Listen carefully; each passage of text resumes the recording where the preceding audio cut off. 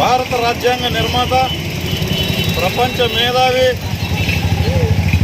దళిత జన ఉదరుడు, అంతేకాకుండా దేశానికే రిజర్వేషన్లు సౌకర్యం కల్పించి కుల వివక్షకు వ్యతిరేకంగా నిలబడినటువంటి డాక్టర్ బిఆర్ అంబేద్కర్ గారి 134వ జయంతి ఈరోజు మనం జరుపుకుంటున్నాం. ప్రపంచవ్యాప్తంగా అంబేద్కర్కి నివాళి అర్పించేటటువంటి కార్యక్రమం ఈరోజు జరుగుతూ ఉంది. ఈరోజు అంబేద్కర్ ఏదైతే కలలు కన్నాడో కుల నిర్మూలన అనేటటువంటిది ఈరోజు దేశంలో అది జరగకుండా పోయింది. అంతేకాకుండా ఈరోజు కుల వివక్షత పెద్ద ఎత్తున దేశంలో వేళ్ళూనుకుంటా ఉంది. కులాల వారీగా కొట్లాట్లు పెద్ద ఎత్తున పెరుగుతున్నటువంటి పరిస్థితి ఉంది.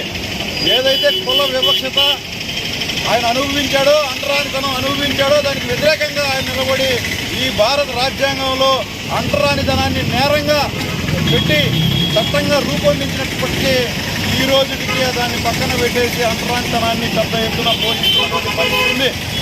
అంతేకాకుండా ఈరోజు భారత రాజ్యాంగంలో ఆయన నేతృత్వం వహించి ఈ భారతదేశం లౌకిక దేశంగా ఉండాలి, ఇది సర్వ మతాల కులాల ఐక్యతతో ఇది ఉండాలి అని చెప్పేసి ఏదైతే రూపొందించారో దానికి కూడా తీవ్రమైనటువంటి నష్టం వస్తూ ఉన్నటువంటి పరిస్థితి ఉంది.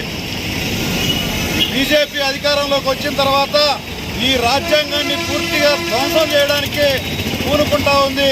అందుకనే రాజ్యాంగంలో రూపొందించినటువంటి ఆర్టికల్ 370 కానీ, మత స్వేచ్ఛను కానీ, భావ ప్రకటన స్వేచ్ఛల పైన కానీ దాడులు చేస్తున్నటువంటి పరిస్థితి ఉంది.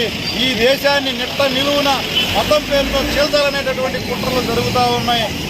దీన్ని అందరూ కూడా ఎదుర్కోవాల్సినటువంటి అవసరం ఉంది. ప్రత్యేకించి ఈ సంవత్సరంలో బీజేపీ మేమే అసలైనటువంటి అంబేద్కర్ వారసులం అని చెప్పుకుంటూ అంబేద్కర్కి పూలమాలలేసి అంబేద్కర్ రాసిన రాజ్యాంగాన్ని ఈరోజు ధ్వంసం చేయడానికి వాళ్ళు పూనుకుంటా ఉన్నారు. కాబట్టి ప్రజలారా అందరూ కూడా ఆలోచించాలి, అంబేద్కర్ వాదులందరూ కూడా ఆలోచించాలి.